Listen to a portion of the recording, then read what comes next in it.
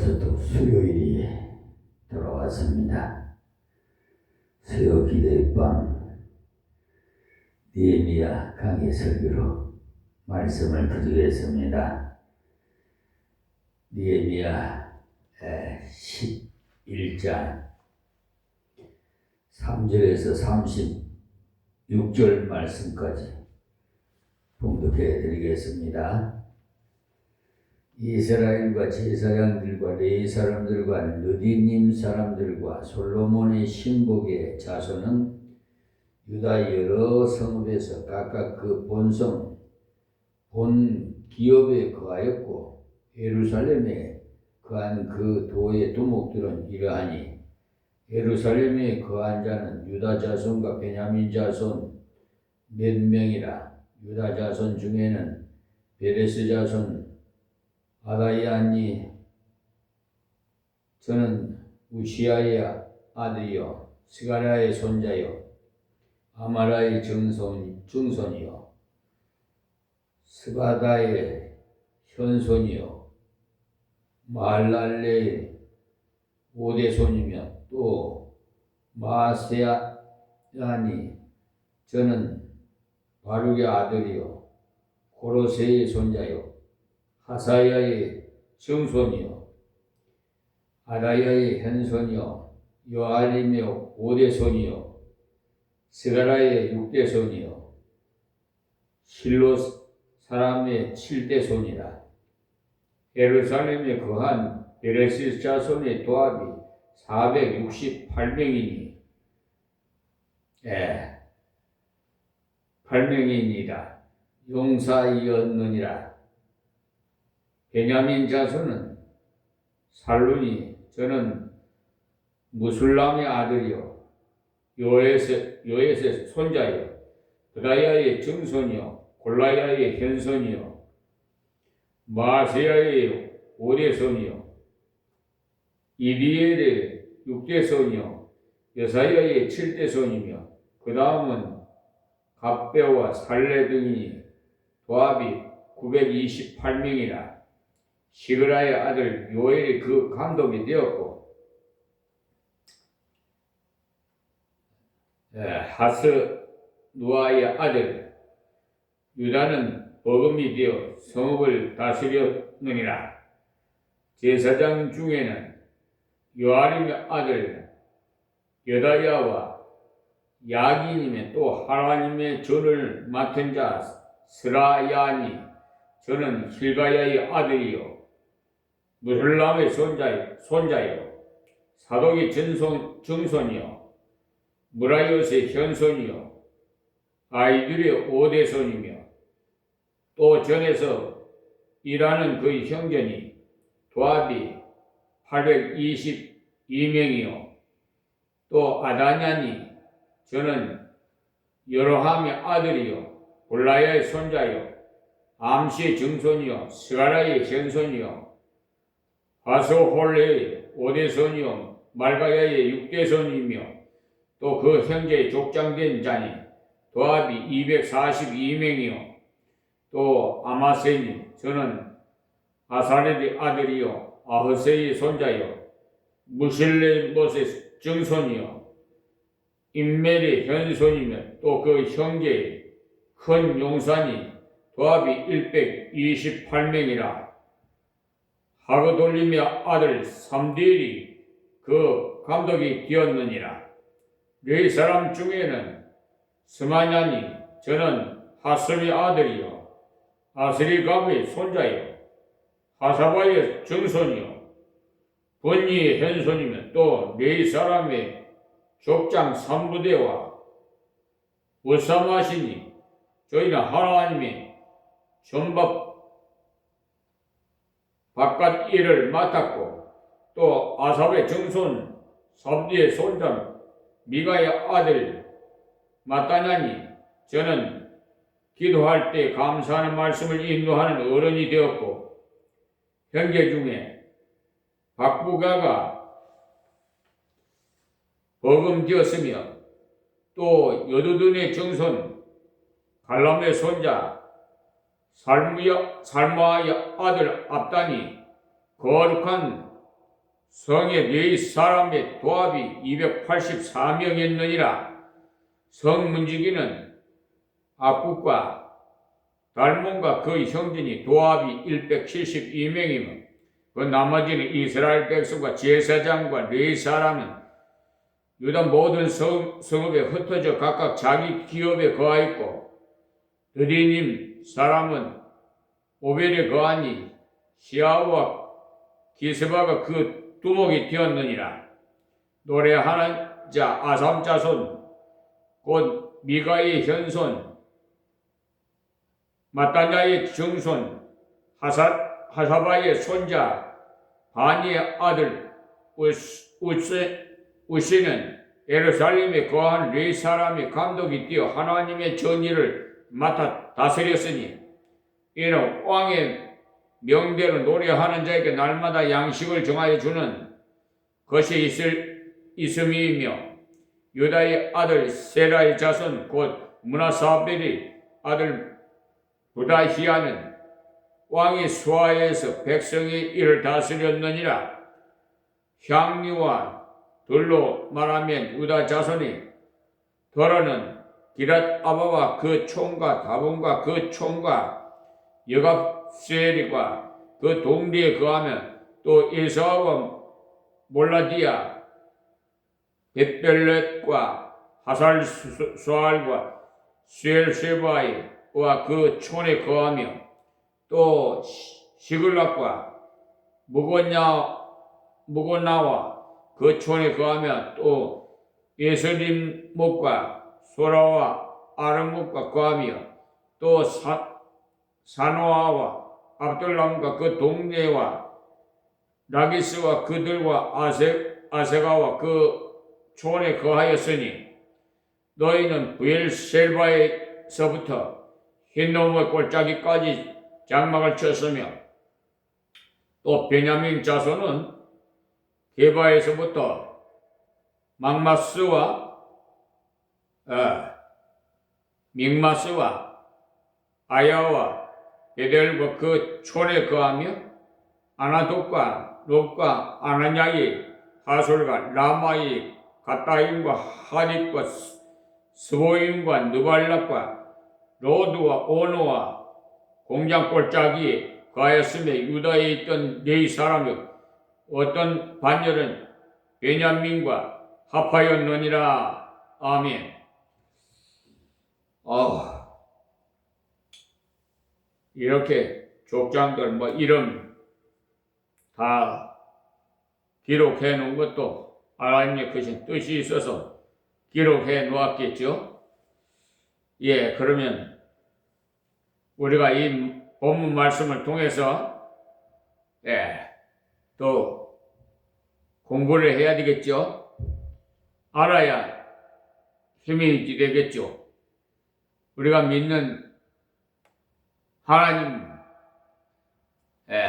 교회의 사를 통해서도 우리가 알아둬야 하기 때문에 예루살렘의 거한 자에 대한 말씀은 지난 시간에 시작해서 끝을 내지 못해서 이번 시간도 계속됩니다만 이스라엘 가보시면 압니다만 그 예루살렘은 높은 산 위에 있어요. 거기서 예루살렘 쪽으로 가면은 농사 짓는 데가 나오는데 거기까지가 25리가 됩니다. 그러다 보니까 그 농사 지으러 다니는 것도 보통 어려운 일 아니에요. 그래서 예루살렘에 사는 것을 원하는 사람이 별로 많지 않았어요. 1절에서 2절까지 지난 시간에 말씀드렸습니다만 예루살렘에 사는 것이 영적으로는 굉장한 복이지만은 육신적으로는 생각하면 굉장히 힘든 일이었어요. 시편 122편 5절과 6절, 시편 137절 5절과 또 6절에 보시면 예루살렘의 평안을 구하라. 예루살렘의 평안을 구하는 자는 복을 받을 것이라고 말씀하고 있어요. 그리고 내가 좋아하는 것 중에서보다 예루살렘이 더 좋아하지 않으면 혀가 입천장에 붙을 것이라고 해서 그만큼 예루살렘을 귀하게 여겼어요. 예루살렘은 지금으로 말하면 교회입니다. 조금 전에 우리가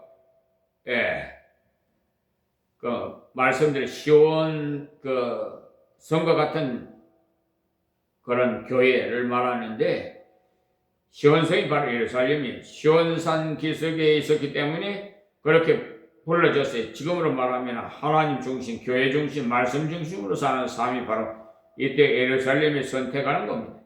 근데 그게 그렇게 쉬운 일이 아니었다는 말입니다. 그래서 세 부류의 사람들이 예루살렘에 남게 됐는데, 첫째는 두목들, 곧 지도자들이 남았고요. 지금도 성도들 중에 신앙생활을 오래 했다든지 은혜를 많이 받았다 하는 사람들이 언제든지 하나님의 교회의 일에 앞장섭니다. 그 다음에 제비를 뽑고요. 그래서 인구의 90%는 지방에, 또 10%는 무조건 예루살렘에 살도록 했어요. 그것에 대해서 이야기를 다 했는데, 여러분 예루살렘에 들어와서 살려는 사람이 별로 없기 때문에 여러분들 중에도 제비를 뽑아서 10분의 1을 예루살렘에 살고 안 뽑힌 사람은 지방에 살아도 좋습니다 라고 하고는 뽑았어요. 성경에 제비 뽑는 것이 많이 나오지만 그 잠언서 16장 33절에 보시면은 사람이 제비를 뽑으나 이를 작정하기는 여호와께 있느니라 그랬어요. 그렇기 때문에 제비를 뽑는 투표를 해서 뽑히면 하나님의 뜻인 줄 아시고 승복해야 돼요. 투표도 사실은 제비를 뽑는 것과 같은 거예요. 우리 이 나라의 뭐 대통령 선거나 뭐 국회의원 선거나 뭐 다 마찬가지예요.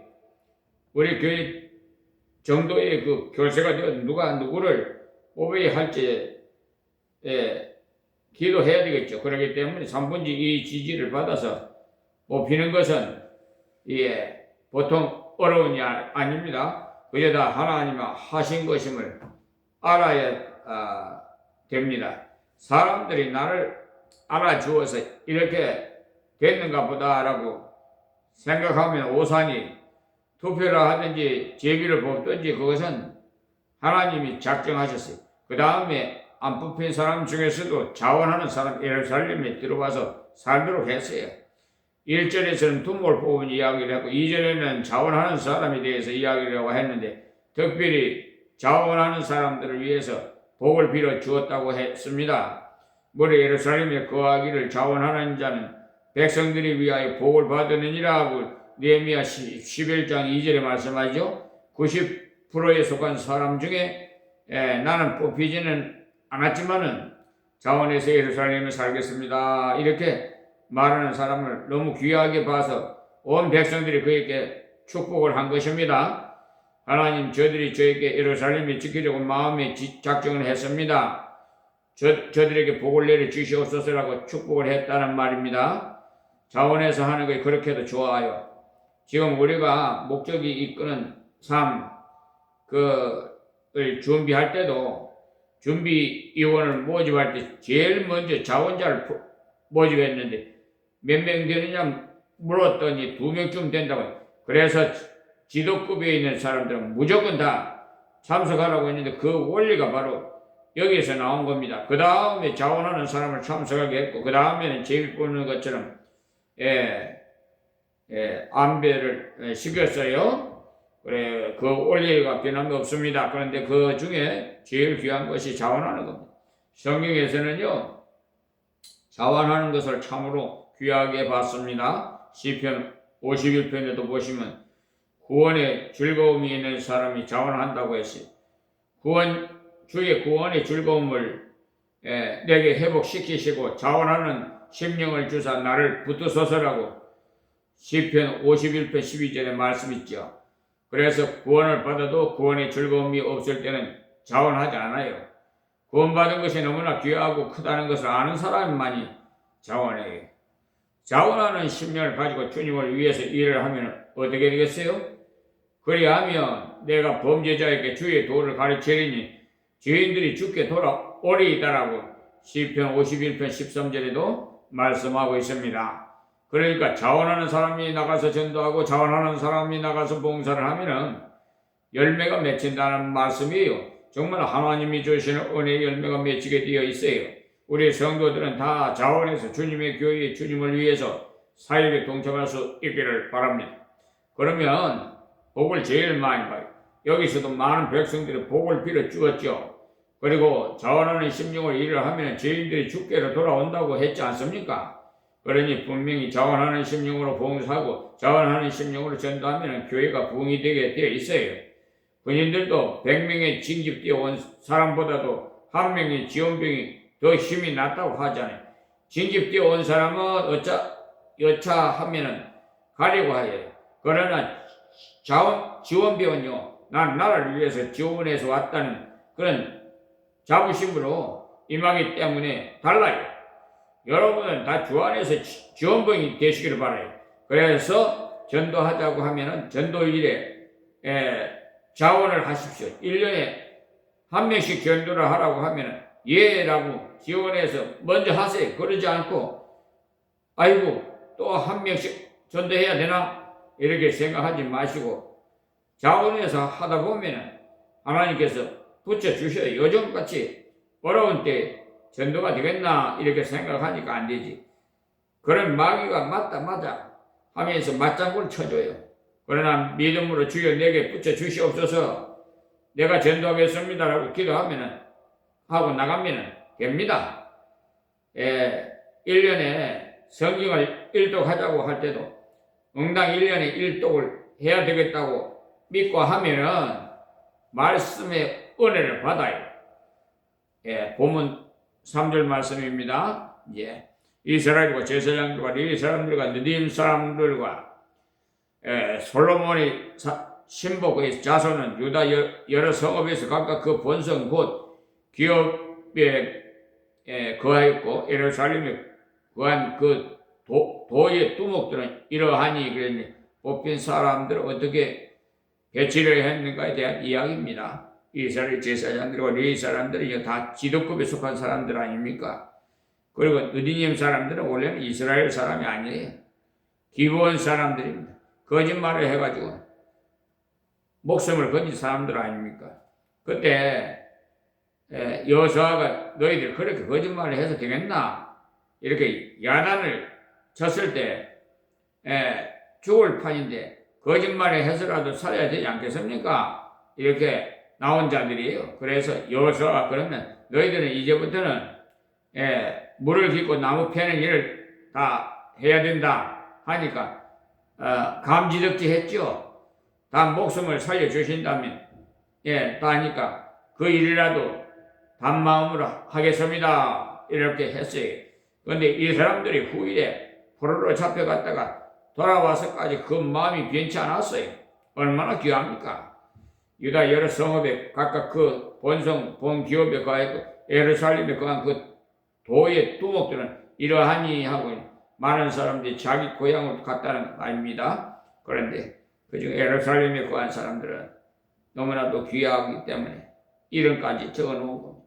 자, 4절 말씀이에요. 예루살렘에 거한 자는 유다 자손과 베냐민 자손 몇 명이나 유다 자손 중에는 베레스 자손 아다야니 저는 우시아의 아들이요 스가라의 손자요 아말의 증손이요 스바다의 sen손이요 마할랄의 오대손이며 예루살렘에 거한 자가 베냐민 자손과 몇 명이라고 했는데 뒤에 보면은 베냐민 자손들이 유다 자손들보다 더 많아요. 그리고 유다 자손은 468명이고 베냐민 자손은 928명이니까 배쯤 더 많죠. 사실 우리가 알기로는 유다 자손이 훨씬 더 강하고 숫자도 많다고 알고 있는데 거기에다가 유다 자손은 왕족 출신 아닙니까? 그런데도 베냐민 자손들이 더 열심히 많았어요. 이것을 보면 혈통으로 무엇이 되는 것이 아니고 하나님 은혜를 알면은 참된 봉사를 할 수가 있다는 것을 알 수가 있어요. 다음 5절 말씀에 또 마세아니 저는 바룩의 아들이요 고로세의 손자요 하사야의 증손이요 아다야의 현손이요 요아림의 5대 손이요 스가랴의 6대 손이요 실로 사람의 7대 손이라.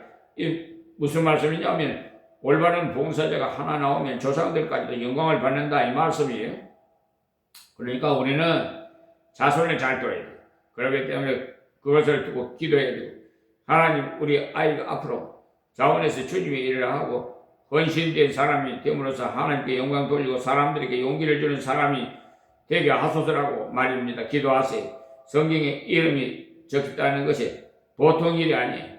오고 오는 세대에 영원히 남아 있는 것 아니겠습니까? 이렇게 믿음으로 육신을 보지 않고 예루살렘에 가는 사람, 주님을 위해서 살고자 하는 사람, 그 조상들까지도 하나님 앞에서 귀중히 여김을 받는 사람이 됐으니까 우리가 정말 인재를 잘 키워야 되겠죠? 가정에서도 인재를 키워야 되고 교회에서도 인재를 키워야 되고 나라에서도 인재를 키워야 됩니다. 지금도 국가적으로 앞장서서 일할 뚜렷한 인물이 없다는 것이 문제인데 장차 많을 겁니다.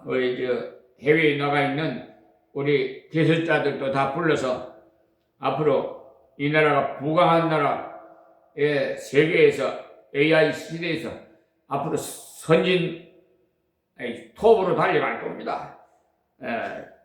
저는 믿습니다. 자, 다음에 6절 말씀이 예루살렘에 거한 베레스 자손이 도합이 468명이니 다 용사였느니라 그래. 유다 자손 중에 예루살렘에 거한 백성의 그 수가 468명이었는데 그들이 다 용사였다고 했어요. 하나님 앞에서 담대한 믿음이 있었다는 말인데 여기서 용사란 그 힘이 좋은 사람을 말합니다. 그러니까 힘이 좋은 사람을 말하는 것이 아닙니다. 제가 말을 거꾸로 했어요. 자, 그 다음 7절, 8절 말씀이에요. 베냐민 자손은 실루니, 저는 스물라움의 아들이 요에스의 손자의 부다야의 증손이요, 골라야의 현손이요, 마세야의 오대손이요, 이리엘의 육대손이요, 여사야의 칠대손이며 그 다음은 갑배와 삼넷 등이니 도합이 928명이라 그래. 사실 베냐민 지파는요, 여러분들 아시는 대로 그러니까 사사기를 한번 읽어보면 사고뭉치예요. 엄청나게 악한 짓을 해서 11지파들이 달려들어서 베냐민 지파를 거의 다 죽여버렸지요. 그 중에 남은 사람이 500명 정도인데, 그리고 베냐민 지파에게는 딸을 주지 않는다고 맹세를 해버렸어요. 그래서 남은 그 500명이 장가를 못 가게 되는데 할 수 없어서 방법을 강구해서 결혼을 하도록 해 주었습니다. 사사기 19장에서 21장까지 읽어보면 상세히 나옵니다. 그런데 그 중에 형편없던 지파가 하나님 은혜로 새롭게 되었어요. 나중에 보면은 유다 왕 중에 제일 첫 왕인 사울 왕이 베냐민 지파에서 나왔잖아요. 베냐민 지파인 사울을 왕으로 뽑히도록 했다는 말입니다. 모든 것은 은혜로 된다는 것을 보여주기 위해서 그렇게 하셨어요. 만약에 투표해서 왕을 뽑는다면 베냐민 지파는 될 가능성이 제일 적습니다. 숫자가 제일 적기 때문에. 그 다음에 학렬을 봐서도 막내이니까 아예 안 될 일이죠. 그런데 하나님께서 사울이 겸손히 아버지를 섬기면서 가정을 받드는 것을 보시고 뽑히게 하셨어요. 이렇게 부모를 잘 섬기면 복을 받아요. 근데 요즘 젊은이들 부모님 섬기는 거 보면은 아유 진짜 그래 불평 불만 많아요. 하여튼 자신들이 잘못한 걸 생각지도 않고 부모에게 원망하고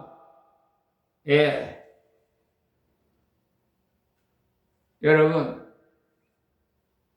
부모님이 공부 못 가르쳐줬다고 부모 책망하지 마세요. 공부 안 가르쳐줘도요. 이 몸은 하나님 은혜로 다 최고 학벌을 가졌어요. 정말 그건 자랑이 아니라 하나님께 영광이 하나님께서 그렇게 해주셨어요. 난 졸업장도 못 받게 됐었어요. 전학을 너무나 많이 해가지고. 그렇지만 부모님은 난 보기가 미안한지 내가 너한테 잘못했다고 맨날 네, 괜찮습니다. 저한테 그러지 마세요. 그래서 또 하나님 은혜로 나는 최고 학벌을 세상에서 최고 학벌 나왔잖아요. 그래 그랬어요. 나보고 그런 얘기 하지 마요. 나는 동생들 많이 가르치라고 전에 그랬었어요. 그러니까 동생들 가르쳤는데 이것들 형이 그래 부탁해서 되는 줄은 몰라요. 하여튼 요즘 이기주의 돼가지고 부모님께서 이혼하실 때 형제간에 우애있게 지내라고 했는데 그건 인력으로 못 하겠더라고. 내가 다른 거는 다 부모님 유언대로 다 했어요. 뭐 가정묘지도 뭐 전부 다 한 군데다가 다 가정묘지 만들었지. 뭐 부동산도 다 정리했지. 5년이나 걸렸어요. 5년이나. 정말. 그래서 부모님 유언대로 다 장손에게 넘겨줘라. 그때는 왜 그러냐 하면은 장손이 이제 최고거든요. 선산을 돌아보고 하기 때문에. 그런데 하는 거 보면 얘는 부모님 마음하고 전혀 틀려.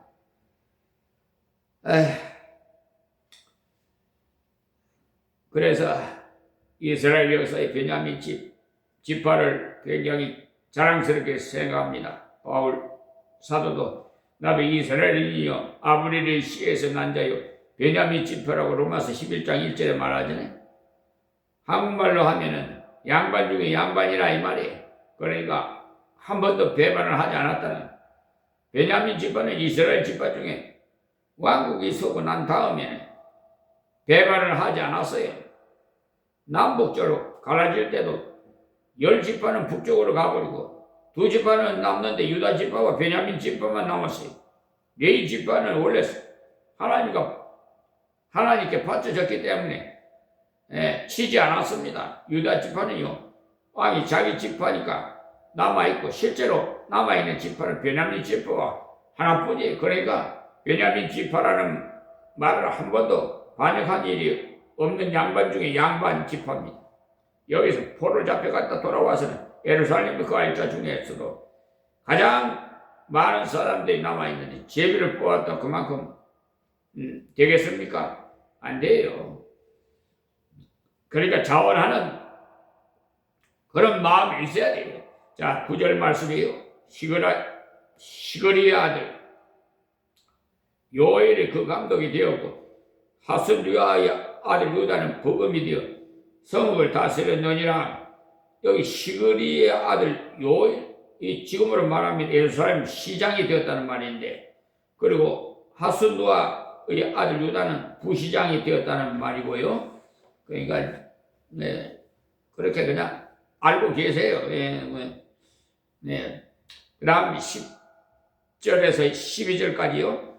제사장 중에는 요아림 아들 여다야와 야긴이면 또 하나님의 전을 맡은 자 스라야니, 저는 힐기야의 아들이요 무슬람의 손자여 사독의 증손이요 무라이엇의 현손이요 아이둠의 오대손이며 또 전에서 일하는 그 형제니까 도합이 822명이요 또 아라야니, 저는 여로함의 아들이요 블라야의 손자요 암시의 증손이요 스가라의 현손이요 바솔의 오대손이요 말기야의 6대손이며 했는데, 성전에서 일하는 제사장 숫자가 822명이었습니다.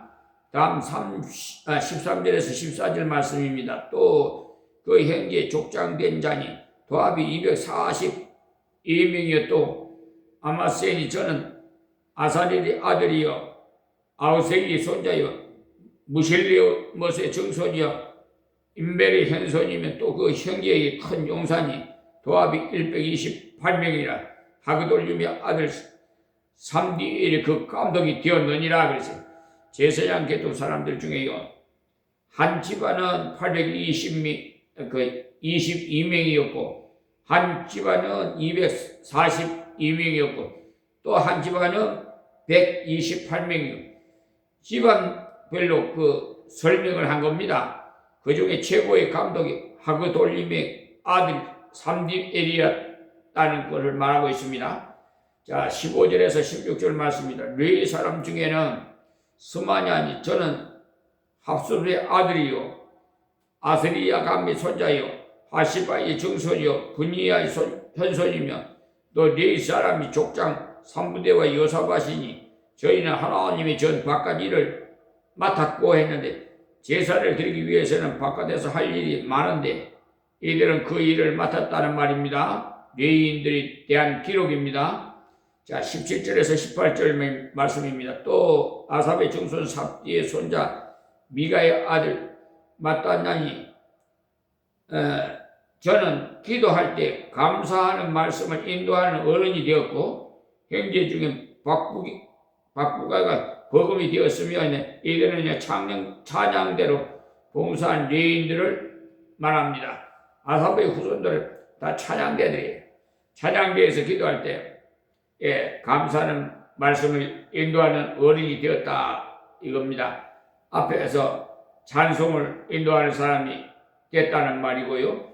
형제 중에 박부가가 버금이 되었으면 박부가가 부지휘자가 됐다는 말이.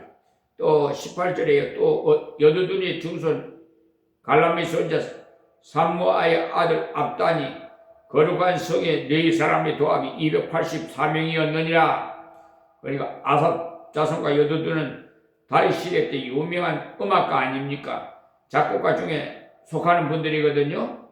그 자손들이 찬양대로 사역을 했는데 그분들 중에 284명이 찬양대와 바깥의 일을 도왔다고 했어요. 다음 19절에서 20절 말씀입니다. 성문지기는 악국과 딜몬과 그 형제니 도합이 172명이며 그 나머지 이스라엘 백성과 제사장과 레위 사람은 유다 모든 성읍에 흩어져 각각 자기 기업에 거하였고 했는데 제사장 중에서도 다 예루살렘에 있었던 것이 아니고 자기 기업을 따라갔다 이 말입니다. 자, 21절에 느디님 사람 오멜의 거하니 시하와 가부파가 그 두목이 되었느니라. 느디님 사람들도 예루살렘에서 아주 가까운 교회에 거하면서 봉사를 했다 이 말씀입니다. 자, 22절에 노래하는 자 아삽 자손 곧 미가의 현손 마따냐의 증손 하시바의 손자 바니의 아들 우시는 예루살렘에 거하는 레위 사람의 감독이 되어 하나님의 전일을 맡아 다스렸으니 그러니까 우시는 찬양대 이렇게 출신인데 예루살렘에 거하는 레위 사람들을 감독하는 일을 했다고 했어요. 자, 23절에 이는 왕의 명예로 노래하는 자에게 날마다 양식을 정하여 주는 것이 있음이며 그래서 여기서 말하는 이 왕이 누군지 아십니까? 바로 페르시아 왕이에요. 유대 왕이 아닙니다. 페르시아 왕 고레스가 가라고 해서 돌아왔지 않습니까? 그런데 왜 돌려보내는지 아십니까? 성전 짓고 왕과 왕자들과 나라를 위해서 기도하라고 보내준 거예요.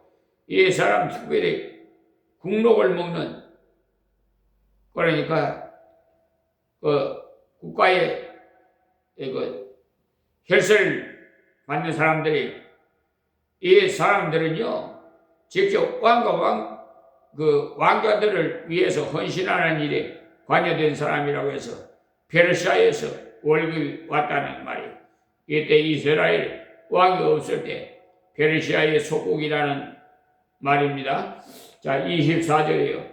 유다의 아들 쉐라의 자손 곧 무셀 샤벨의 아들 부다히아는 왕의 소하에서 백성의 일을 다스렸느니라. 왕의 아삽 자손들을 찬양하는 사람들을 다스렸고 이 유다 자손들 백성을 다스렸다고 했어요. 정말 하나님께서 희한한 방법으로 이스라엘을 도우신 거죠. 이방 왕이 돌아가라고 한 것만 해도 감사한데 돌아와가 성전을 다 지어놓고 난 다음에 성전을 받드는 일에 사역하는 자까지 계속해서 봉급을 보내준 거예요. 이렇게 하나님이 돌보시니까 세상의 왕들이 하나님을 믿지도 않으면서도 헌금을 보내줘요. 이제부터는 예루살렘에 있지 않고 향리에 있는 사람들에 대한 이야기입니다. 자, 25절에서 27절 말씀, 향리와 들을 말하면 유다 자손의 도로는 기랏 아바와 그 총과 기본과 그 총과 여갑스엘과 그 동네에 거하며 또 에스와와 몰라자와 베델렉과 하살수알과 부엘셰바와 그 촌에 거하며 했는데, 향이라는 와 들이라는 마을이 있고 거기에 붙어 있는 그 들을 말합니다. 거기까지는 별로 아는 도시가 없는데 세르세바는 아주 큰 도시, 지금도 아주 큰 도시로 남아있어요. 상당히 유명하고요. 자, 28절에 또 시그락과 무거운 나와 그 촌에 거하면네. 시그락도 성경에 자주 나오는 지명이죠. 29절, 30절입니다. 또 에누림몬과 소라와 아르못에 거하면 또 사노아와 아둘락과 그 동네와 라리스와 그들과 아세기와 아사가와 그 촌에 거하였으니 저희는 부엘셰바에서부터 흰눈물 골짜기까지 장막을 쳤으며 했어요. 그러니까 부엘셰바는 저 남쪽 끝입니다. 이스라엘 사람들이 자기 나라 전체를 말할 때 단에서부터 부엘셰바까지라고 하죠. 단은 북쪽 제일 끝이고요. 우리나라 말하면 뭐죠? 백두산 이렇게 알려지죠. 그러니까 우리나라는 백두산에서 한라산까지, 남쪽에서는요 한라산. 그러니 지금 북쪽 제일 끝은 나오지 않아요. 왜냐하면 포로에서 돌아온 사람들, 남쪽 계통 사람들이 돌아왔기 때문에 남쪽 이야기만 나오기 때문에. 그래서 부엘셰바에서 흰놈의 아들 골짜기까지 나오는데, 흰놈의 아들 골짜기는 예루살렘 옆에 있는 골짜기. 그러니까 이것은 유다 지파와 베냐민 지파가 원래 기업으로 받은 땅을 말합니다. 다음 31절입니다. 또 베냐민 자손은 게바에서부터 믹마스와 아야와 베델과 그 촌에 거하며, 우리가 잘 아는 베델이 나오죠. 이것은 원래 베냐민 지파가 기업으로 받은 땅입니다. 그리고 32절에서 36절까지 말씀입니다. 아나독과 룹과 아나냐와 하솔과 라마와 기타임과 하딥과 스보임과 느발락과 로드와 오노와 공장 골짜기 거하였으며, 유다에 있던 네 사람이 어떤 반열은 베냐민과 합하였느니라. 이들은 유다 사람도 아니고 베냐민 사람도 아닌 네 사람들이에요. 원래 하나님께서 네 지파도 한 지파에 6성읍씩 빼서 나누어 주었었는데, 네 지파는 신앙을 잘 지도하라고 각 지파마다 성을 몇 개씩 이렇게 정해서 거기에 가서 살도록 했어요. 그러나 땅은 주지 않았습니다. 원래는 유다 지파 쪽에 받았던 레위인들인데 돌아와서는 베냐민 지파에 속한 곳에 가서 살더라는 거죠. 이렇게 골고루 나라를 안정시켰습니다. 거주 정책을 잘해야 되지. 지금도 서울이 너무 비대해서 나라의 균형 발전에 문제가 있다고 계속 말씀들은 하고 있습니다만, 빨리 그렇게 지역 평균화가 좀 안 되고 있어요. 어떻게 좀 힘써 줬으면 좋겠습니다. 각 지역이 전부 다 평균화가 돼가지고 저 남쪽에도 잘 살아야 되고, 다 곳곳마다 서울같이 이렇게 살아야 될 거 아니겠어요? 왜? 그러니까 서울의 아파트 값이 그냥 하늘 높은지 모르고 막 뛰어 올라가. 난 그 어디 그런 거 사서 사시는 분 보면 저하고 다르니까, 그래 생각이 다르니까 저는 그거 별로 취미 없어요. 땅을 받고 사는 게 제일 취미지. 그 전원주택이나 해가지고 땅에다 뭐 심어서 야채라도 심어서 이렇게 먹고 이러니 아이 그게 좋지. 성냥개미 같은 그 콩쿠리 속에 들어가가지고 아유 뭐 그게 좋다고 아이 난 그저 와서 그냥 살아도 가기 싫어. 이건데 몇십억 몇백억 아유 난 그런 분들 나는 이상하게 생각 들어. 내가 생각할 때. 그래서 오늘 말씀에서 하나님의 일에 자원해서 봉사하는 사람, 그리고 뽑혔을 때 불평하지 않고 봉사하는 사람, 우리 자신이 백성의 대표라는 것을 이렇게 해서 지도자로서 사는 사람들 이름을 쭉 말씀드렸어요. 그것이 그렇게도 귀하기 때문에 이렇게 장시간 말씀을 드린 겁니다. 우리가 하나님의 교회도 마찬가지예요. 앞장서서 일하는 사람들 늘 즐겁게 주님께 헌신을 해야 돼요. 뽑힌 사람은 사명의식을 가져야 하고요.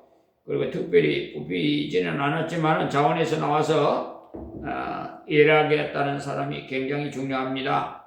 하나님께서 그것을 그렇게도 좋아하시기 때문에 여기에다 그 가문의 아름다운 그 이름을 쭉 적어놨죠.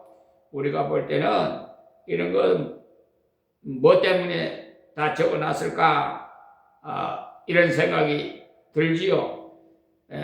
그런데 성경은 가끔 이름이 쭉 나올 때가 있어요. 여러분은 그런 것을 안 보셨습니까? 저는 성경을 읽다가 어떤 때는 아이고 이렇게 많은 이름을 왜 기록했을까 싶을 때 얘가 들이 있는데 특히 히브리어 이름이기 때문에 혀가 잘 돌아가지 않을 때가 있어요. 그런데 그 이름들을 그렇게도 많이 적어놔.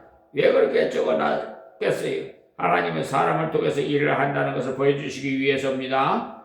하나님의 일을 위해서 쓰임받는 사람은 소중한 사람이라는 것을 말씀하고자 한 겁니다. 여러분들의 이름이 임마누엘 교회 역사에 길이 남아서 저 어른은 정말 우리 임마누엘 교회를 위해서 일을 하신 분이다 이렇게 하게 되는 것이 보통 복이 아니라는 것을 아시기 바랍니다. 그리고 그렇게 되기를 사모하십시오. 그리고 오늘 말씀해 본 대로 이렇게 많은 일 중에 기도하고 찬양하고 직책을 아주 특별 대우를 했다는 것을 알 수가 있어요. 그러니까 하나님께서 찬양하고 백성들을 위해서 기도의 사명을 감당하는 것은 아주 귀한 것임을 아시기 바랍니다. 찬양하는 것이 바로 예배입니다. 예배하는 하는데 앞장서서 예배한 사람들이에요. 그리고 백성을 위해서 기도하는 것을 하나님 그렇게도 귀하게 보십니다. 그게 바로 뭐냐? 축복하는 직책을 맡았다는 말이에요. 우리가 나라를 위해서도 기도하고 백성을 위해서도 기도하는 것이 다 뭐 때문에 합니까? 복을 달라고 기도하는, 은혜를 달라고 기도하는 것 아니겠어요? 그 사람들이 구원을 받게 해달라고 기도하는 것 아닙니까? 그러니까 하나님 보실 때는 그게 너무너무 귀하다는 거예요. 자기가 사랑하기를 원하는 자를 위해서 그렇게 기도하니까 너무너무 좋아하십니다. 그러니까 우리도 자기를 위해서 기도하는 것도 많이 해야 되겠지만은 형제를 위해서도 이웃을 위해서도 교회를 위해서도 도성을 위해서도 우리 민족을 위해서도 열방을 위해서도 기도하는 자가 되어야 되겠습니다. 그것을 하나님이 너무나 기뻐하십니다. 하나님 기뻐하면 자기는 복을 못 받느냐 하면 그렇지 않아요. 다 받게 돼 있어요.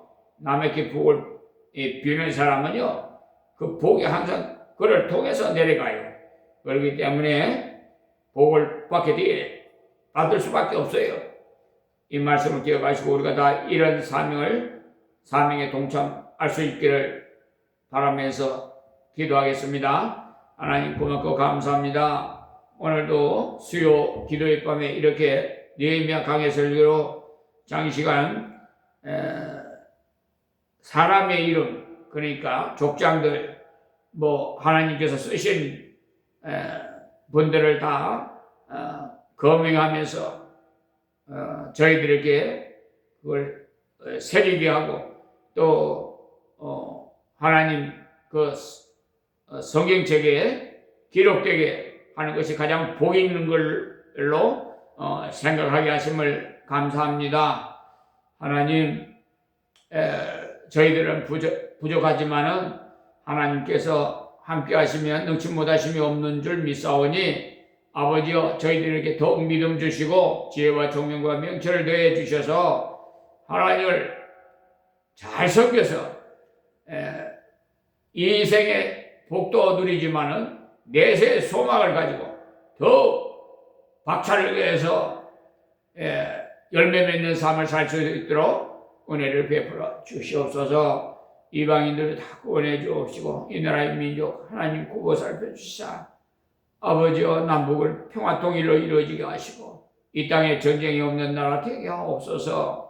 아버지 세계에서 가장 평화스럽게 복된 나라가 되게 해주시고 세계 열방에게 본이 되고 다스리는 성시화시키는 대한민국이 되게 하여 주시옵소서. 예수님의 이름으로 기도합니다. 아멘. 아멘.